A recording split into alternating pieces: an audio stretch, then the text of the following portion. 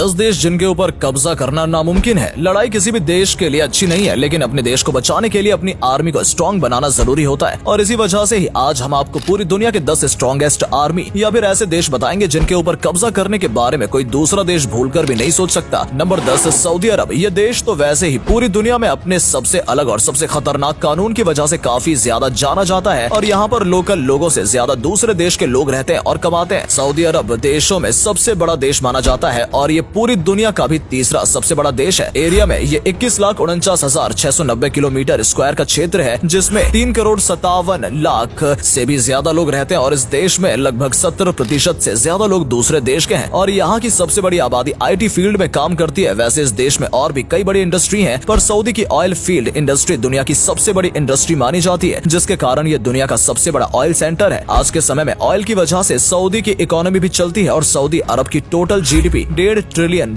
की है, जिसके कारण ये दुनिया में 18वां सबसे बड़ा इकोनॉमी वाला देश कहलाता है, जो कि अपनी टोटल GDP का 7.98% अपनी मिलिट्री पर खर्च करता है। इसका मतलब सऊदी अपनी मिलिट्री पर खर्च करने में दुनिया में 9वें नंबर पर आता है। हालांकि सऊदी में मात्र 2,27,000 सक्रिय सेना है, इसके बावजूद ये दुनिया का 10वां सबसे पावरफुल कंट्री है। नंबर 9, तुर्की। ये दुनिया का 6ठा सबसे बड़ा पर्यटक स्थल है। साथ ही तुर्की खूबसूरत देशों में से एक भी माना जाता है। तुर्की पूरे विश्व भर का एक ऐसा देश है जिसका कुछ भाग यूरोप और कुछ एशिया में आता है, जिस वजह से इस देश को यूरेशिया के नाम से भी जाना जाता है। 7,83,562 किलोमीटर स्क्वायर फीट क्षेत्र में फैले हुए इस देश की आबादी लगभग 8,55,00,000 लोगों से भी ज्यादा है। इस देश की GDP $853 बिलियन की है और ये देश अपनी मिलिट्री पर अपनी टोटल GDP का काफी बड़ा हिस्सा खर्च करता है। वैसे तो तुर्की सैन्य ताकत में पूरी दुनिया में 8वें नंबर पर आता है और नाटो में अमेरिका के बाद तुर्की की सेना आती है। ये नाटो में दूसरे नंबर पर सबसे ज्यादा संख्या में और तादाद में बड़ा है, जिस वजह से ये दुनिया का 9वां सबसे शक्तिशाली देश कहलाता है। Number 9, Germany. 3,57,000 किलोमीटर स्क्वायर के क्षेत्र में फैले हुए इस देश की आबादी यूरोपियन देशों में दूसरे नंबर पर आती है, यानी 8,42,00,000 से भी ज्यादा लोग जर्मनी में रहते हैं। इस देश की अर्थव्यवस्था दुनिया की सबसे बड़ी अर्थव्यवस्थाओं में से एक है और तो और जर्मनी अपनी मैन्युफैक्चरिंग पर बहुत ज्यादा ध्यान देता है और दुनिया में इसे मैन्युफैक्चरिंग हब के नाम से भी जाना जाता है, जिसकी वजह से विश्व भर में जर्मनी का बहुत बड़ा प्रभाव है। इस देश की सबसे खास बात यह है कि यहाँ की सड़कों पर नो स्पीड लिमिट रहता है, मतलब आप जितना ज्यादा हाई स्पीड में गाड़ी चलाना चाहते हैं उतना ज्यादा चला सकते हैं। वैसे जर्मनी की मिलिट्री पावर की बात करें तो जर्मनी की मिलिट्री यूरोपीय देशों में दूसरे नंबर पर आती है, मतलब जर्मनी के पास 1,83,707 सक्रिय सेना और 30,050 रिजर्व सैनिक हैं। जर्मनी की सरकार अपनी मिलिट्री पर अपनी टोटल GDP का 4% खर्च करती है। Number 7, France. फ्रांस एक ऐसा देश है जहां मानव जीवन के सबसे पुराने निशान मौजूद हैं। आज भी, यानी मिलियन वर्ष पहले के निशान आज भी फ्रांस में मौजूद है। इस देश की सबसे खास बात यह है कि दुनिया में सबसे ज्यादा साहित्य नोबेल पुरस्कार फ्रांस के राइटर्स द्वारा ही जीता जाता है। फ्रांस बड़ा देश है जो कि 6,13,801 किलोमीटर स्क्वायर के क्षेत्र में फैला हुआ है और इस देश में 6,74,00,000 से भी ज्यादा लोग रहते हैं। इतना ही नहीं, फ्रांस के पास दुनिया की 6ठी सबसे शक्तिशाली सेना है, क्योंकि फ्रांस में 2,08,700 सक्रिय सैनिक हैं, जिसमें से 35,000 सैनिक रिजर्व पर हैं। और तो और फ्रांस की GDP की बात करें तो फ्रांस की GDP $3.06 ट्रिलियन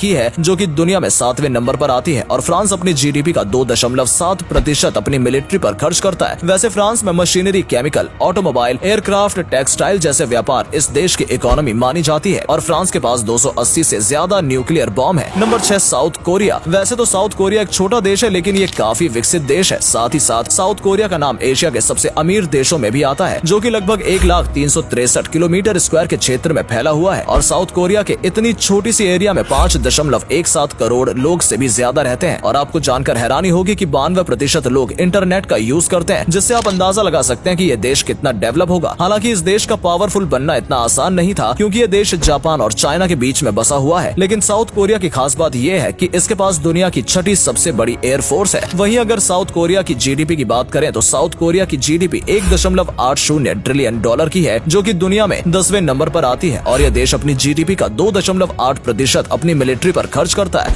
तभी तो साउथ कोरिया पावरफुल कंट्री यानी 140 देशों में 6ठे नंबर पर आता है, जिसके पास 5,55,000 सक्रिय सैनिक और 2,75,000 रिजर्व सैनिक हैं। इसकी एक और खास बात यह है कि साउथ कोरिया अपने देश के लोगों की एजुकेशन और बिजनेस पर बहुत ज्यादा खर्च करता है। Number 5, Japan. वैसे 12,57,00,000 लोगों की आबादी वाले देश में सेना का बहुत ज्यादा महत्व है और यहाँ के लोग दुनिया में सबसे ज्यादा मेहनती माने जाते हैं। तभी तो जापान दुनिया में अर्थव्यवस्था में अमेरिका के बाद तीसरे नंबर पर आता है, क्योंकि अगर हम जापान की GDP की बात करें तो जापान की GDP $5.04 ट्रिलियन $, की है और ये अपनी टोटल GDP का 1% अपनी मिलिट्री पर खर्च करता है। दोस्तों, जापान की मिलिट्री पर अमेरिका काबू करना चाहता था, लेकिन जापान ने कभी हार नहीं मानी। जापान तो शुरू से टेक्नोलॉजी पर ध्यान देता है और इस देश ने अपनी पूरी ताकत टेक्नोलॉजी पर लगा दी, तभी तो आज टेक्नोलॉजी जापान की पहचान बन गई है। वैसे तो जापान की सेना कई सारी कंट्री के मिलिट्री से काफी छोटी है, लेकिन पावर में किसी से भी कम नहीं है। यानी जापान के पास 2,47,000 पर्सनल और 56,000 वीजा पर्सनल है, जिससे ये पता चलता है कि ये सारी कंट्री के कम आर्मी वाली कंट्री है, फिर भी जापान पावरफुल कंट्री में अपना नाम रखता है। Number 4, India. पिछले 4 दशकों में इंडिया ने भी अपनी अर्थव्यवस्था पर काफी ज्यादा ध्यान दिया, जिससे भारत में 6.5% की अर्थव्यवस्था में वृद्धि भी हुई है। वैसे इंडिया भी जनसंख्या के मामले में दुनिया में चीन के बाद दूसरे नंबर पर आता है। मतलब इंडिया की जनसंख्या 138 करोड़ से भी ज्यादा है और इसी वजह से इंडिया भी मिलिट्री पावर में दुनिया में चौथे नंबर पर आता है। भारत के पास 14,55,000 पर्सनल है, वहीं इस देश के पास दुनिया में सबसे ज्यादा वीजा पर्सनल है। इंडिया में 11,55,000 वीजा पर्सनल है और पिछले कुछ समय से भारत ने अपनी GDP का यानी $3.5 ट्रिलियन